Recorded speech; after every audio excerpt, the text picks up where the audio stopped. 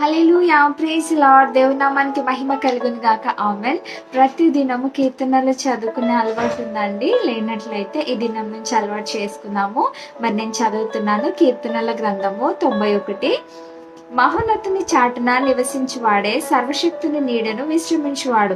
ఆయనే నాకు ఆశ్రయము, నా కోట, నేను నమ్ముకొను నా దేవుడని నేను యెహోవాని గూర్చి చెప్పుచున్నాను.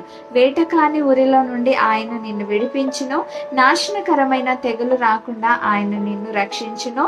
ఆయన తన రెక్కలతో నిన్ను కప్పును. ఆయన సత్యము కేడెము డాలునై ఉన్నది. రాత్రి వేళ కలుగు భయముకైనను, పగటి వేళ ఎగిరే బాణముకైనను, చీకటిలో సంచరించు తెగులుకైనను, మధ్యాహ్నమందు పాడు చేయి రోగమునకైనను నీవు భయపడకుందువు.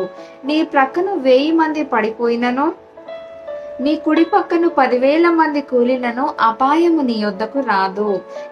నీవు కన్నులారా చూచుండగా భక్తిహీనులకు ప్రతిఫలము కలుగును. యెహోవా నీవే నా ఆశ్రయము అని నీవు మహోన్నతుడైన దేవుని నీకు నివాస స్థలముగా చేసుకుని ఉన్నావు.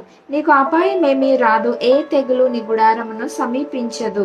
నీ మార్గములన్నింటిలో నిన్ను కాపాడుటకు ఆయన నిన్ను గూర్చి తన దూతలను ఆజ్ఞాపించును. నీ పాదములకు రాయి తగలకుండా వారు నిన్ను తమ చేతుల మీద ఎత్తి పట్టుకొందురు. నీవు సింహములను నాగుప్రాములను త్రొక్కెదవు, కొదమ సింహములను భుజంగములను అనగద్రొక్కెదవు. అతడు నన్ను ప్రేమించుచున్నాడు గనుక నేను అతన్ని తప్పించెదను. అతడు నా నామం ఎరిగిన వాడు గనుక నేను అతన్ని ఘనపరచెదను. అతడు నాకు మొరపెట్టగా నేను అతనికి ఉత్తరం ఇచ్చెదను.